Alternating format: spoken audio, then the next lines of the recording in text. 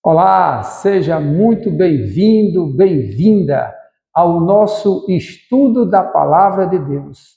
A partir de hoje, daremos início a uma investigação das Sagradas Escrituras com o curso Jesus, Restaurador da Vida.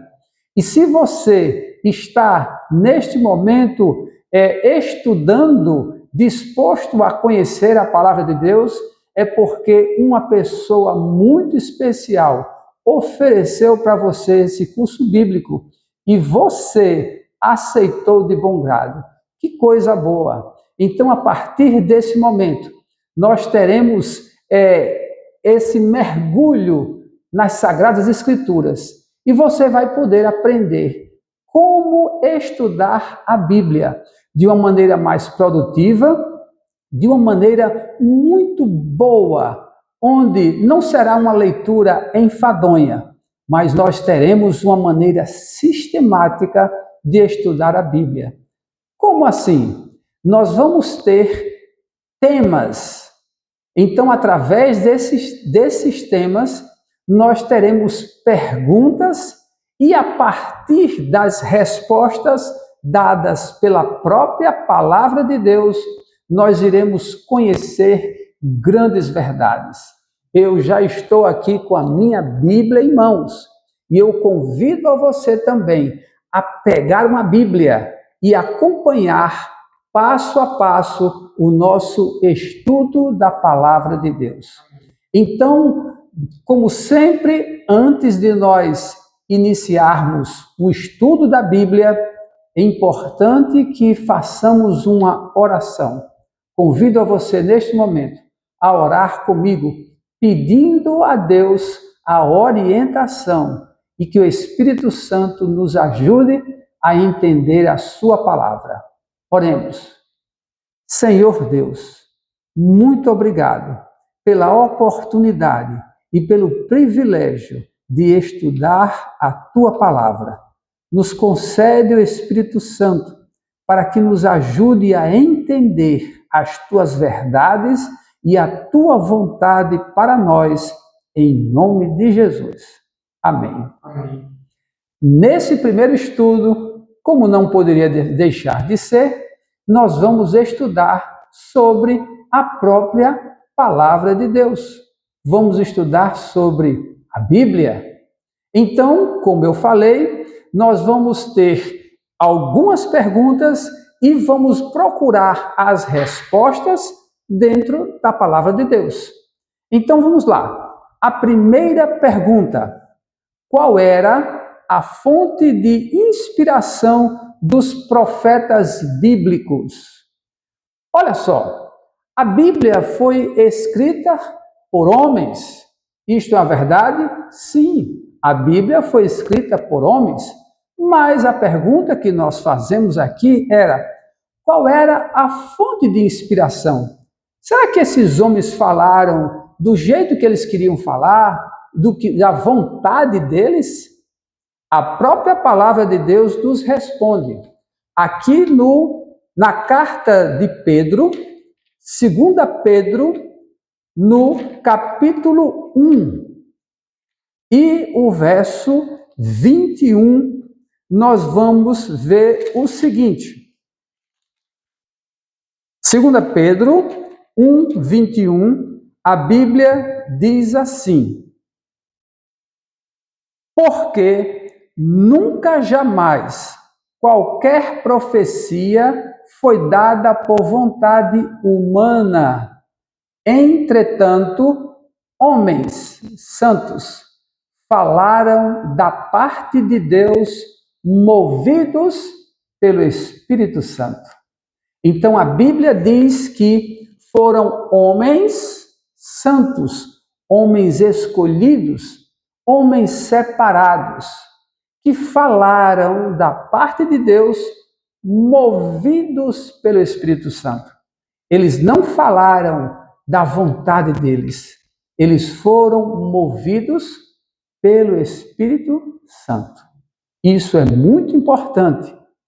Segunda pergunta: onde se origina a mensagem dos profetas. Também aqui no Novo Testamento, desta vez na carta de Paulo aos Tessalonicenses. Nós temos esta carta chamada Tessalonicenses. 1 Tessalonicenses, no capítulo 2, o versículo 13. Vou repetir a pergunta. Onde se origina a mensagem dos profetas? Diz assim, Tessalonicenses 2,13. Outra razão ainda temos nós para incessantemente dar graças a Deus, é que, tendo vós recebido a palavra que nós ouvistes, de que ele de nós ouvistes, que é de Deus, acolhestes não como palavra de homens, e sim, como em verdade é, a palavra de Deus, a qual com efeito está operando eficazmente em vós, os que credes. Esta é a palavra de Deus, não é palavra de homens. Assim Paulo falou, inspirado pelo Espírito Santo. Ok? Vamos continuar? A terceira pergunta. Será que toda a Bíblia é inspirada? Olha só, quantas pessoas têm dito assim? Olha, eu acho que a Bíblia, uma parte, eu acho que foi Deus que fez, né? Então eu acredito em algumas coisas e outras não. Será que nós podemos acreditar em tudo? Será que ela toda foi inspirada por Deus ou não? E tem algumas pessoas que dizem assim, não, o Velho Testamento passou, então isso aqui a gente não precisa, né? Então é só o Novo Testamento que é importante? Vamos lá então, aqui a Bíblia diz em 2 Timóteo, capítulo 3, e o verso é o 16. A Bíblia diz assim: toda a Escritura é inspirada por Deus e útil para o ensino, para a repreensão, para a correção, para a educação na justiça. A própria palavra de Deus diz que toda a Escritura é inspirada por Deus. E aqui eu quero dizer o seguinte: quando a Bíblia foi escrita, será que já existia o Antigo e o Novo Testamentos? Não. Quando a Bíblia foi escrita, só existia o Velho Testamento. E quando aqui é dito que toda a Escritura é inspirada por Deus, está falando aqui a Escritura que eles tinham, certo? Que eram os 5 livros de Moisés, que era o Pentateuco, os profetas e os salmos, certo? Então, toda a Escritura para eles representavam esses livros aqui. Então, esses livros são inspirados por Deus, claro. E nós acreditamos também que depois, quando foi formado o Novo Testamento, também esses livros foram inspirados por Deus. Então, nós vemos que a Bíblia ela é composta por Antigo Testamento e Novo Testamento. Nós temos a Bíblia, esta Bíblia aqui que eu tenho em mãos, ela tem 66 livros, com essa divisão de Antigo e de Novo Testamentos, ok? Continuando aqui, a quarta pergunta diz assim: o que devemos buscar nas Escrituras? Quando você lê a Bíblia, o que você deve buscar nelas? Aqui em João, no capítulo 5, O Evangelho de João, no capítulo 5, o verso 39. A Bíblia vai dizer o seguinte: versículo 39, palavras do próprio Jesus. Examinais as Escrituras, porque julgais ter nelas a vida eterna, e são elas mesmas que testificam de mim. O que é que se busca ao ler as Escrituras, ao estudar as Escrituras? Vida eterna. E a Bíblia fala de quem? Jesus disse, são elas que testificam de mim. A Bíblia testifica de Jesus. A Bíblia fala de Jesus desde lá o Gênesis. Toda a Bíblia aponta para Jesus. Ok? Muito bem. Vamos lá, mais uma pergunta. Quem é o Verbo? Você já ouviu essa expressão, não já? Quem é o Verbo ou a palavra descrita no Evangelho de João? Olha só, eu acabei de dizer que toda a Escritura fala de Jesus. Agora, olha só, Evangelho de João, no capítulo 1, nós vamos ler dos versículos 1 a 4 e depois nós vamos para o versículo 14 e saber de quem a Bíblia fala. Eu acabei de dizer. Diz assim a Bíblia: no princípio era o Verbo, e o Verbo estava com Deus, e o Verbo era Deus. Ele estava no princípio com Deus. Todas as coisas foram feitas por intermédio dele, do Verbo. E sem ele, nada do que foi feito se fez. A vida eterna estava nele, e a vida era a luz dos homens. Ele quem? O Verbo. Agora nós vamos conhecer quem era o Verbo. Versículo 14 diz assim: e o Verbo se fez carne e habitou entre nós, cheio de graça e de verdade, e vimos a sua glória, glória como do unigênito do Pai. Quem era o Verbo? Jesus.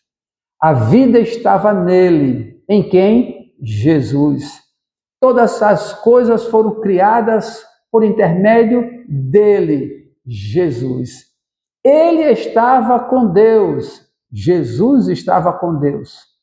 Ele era Deus. Jesus é Deus. Tudo fala de Jesus.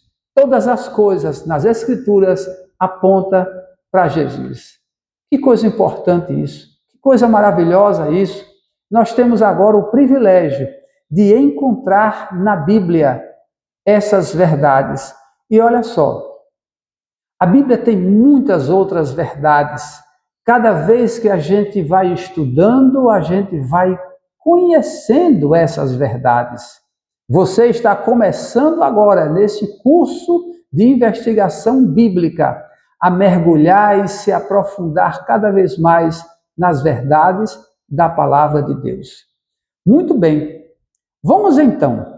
Que método Deus usou para criar todas as coisas? Salmo 33. O Salmo 33, nós vamos ter essa resposta do método que Deus usou para criar todas as coisas. Então, diz aqui no Salmo 33, no verso 9, nós encontramos aqui o seguinte: pois ele falou e tudo se fez, ele ordenou e tudo passou a existir. Deus está falando. A Bíblia nos diz que quando Deus falou, tudo se fez. Eu queria, neste momento, trazer para você uma curiosidade. Essa curiosidade vem com uma pergunta: qual é o formato da Terra? Aí você pode dizer, ora, é claro, todo mundo sabe que a Terra é redonda. Tem certeza disso? Claro, nós estudamos e sabemos que a Terra é redonda, mas teve um tempo que as pessoas não sabiam que a Terra era redonda, certo? Na época dos descobrimentos do Brasil e de outros países da América, por exemplo, os homens, eles não sabiam que a Terra era redonda. Você acredita que eles pensavam que a Terra era como se fosse um prato de sopa? É isso mesmo. Eles achavam que era um prato de sopa. Quando eles olhavam lá para o firmamento, né, na praia, no mar, e eles então pensavam que a Terra acabava ali, assim como o prato de sopa que chega na borda e cai no infinito. Por isso que se tinha medo dos navegadores irem para o alto mar. Mas olha, se eles tivessem estudado a palavra de Deus, eles iriam saber qual era o formato da Terra. E que hoje é tão fácil para nós dizermos que a Terra é redonda. Mas olha só aqui, no livro de Isaías, no capítulo 40, no versículo 22, Isaías foi um livro escrito cerca de 600 anos antes de Jesus.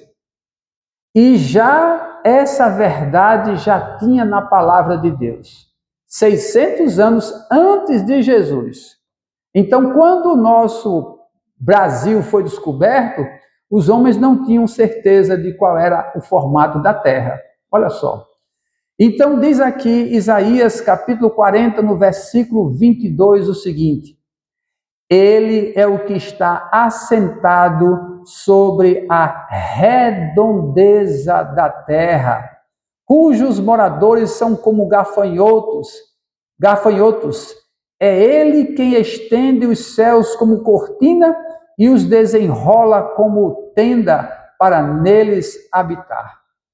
A Bíblia diz que a redondeza da terra, essas verdades nós encontramos na Bíblia.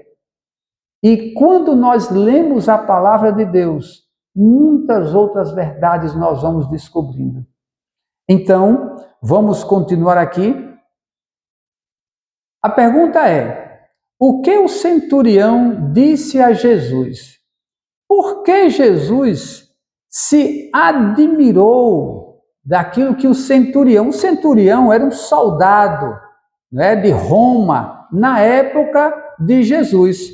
Então, Jesus encontrou esse centurião, né, e o centurião disse algo que Jesus ficou admirado. Vamos saber então aqui o que foi? Mateus, no capítulo 8. Mateus, no capítulo 8, os versos de 8 a 10. A Bíblia vai nos trazer essa história que diz assim: mas o centurião respondeu: Senhor, não sou digno de que entres em minha casa, mas apenas manda com uma palavra e o meu rapaz será curado. Pois também eu sou homem sujeito à autoridade. Tenho soldados às minhas ordens e digo a este, vai, e ele vai, e ao outro, vem, e ele vem, e ao meu servo, faz isto, e ele o faz. Ouvindo isto, admirou-se Jesus e disse aos que o seguiam: em verdade vos afirmo que nem mesmo em Israel achei fé como esta. Jesus admirou-se daquele homem, porque ele demonstrou fé. Fé em Jesus, em ter a certeza que bastava uma palavra para que Jesus, então, fizesse algo por ele. Você tem fé em Jesus? Essa é uma pergunta que eu deixo para que você reflita bastante, porque é necessário ter fé. Fé é depositar nele a nossa confiança e deixar que ele resolve todas as coisas. Como Jesus interpretava as Escrituras? Esta é a pergunta que nós vamos respondê-la, ou melhor, a Bíblia vai respondê-la. E essa resposta está em Lucas, no capítulo 24. Você está percebendo que nós estamos passeando em vários livros da Bíblia?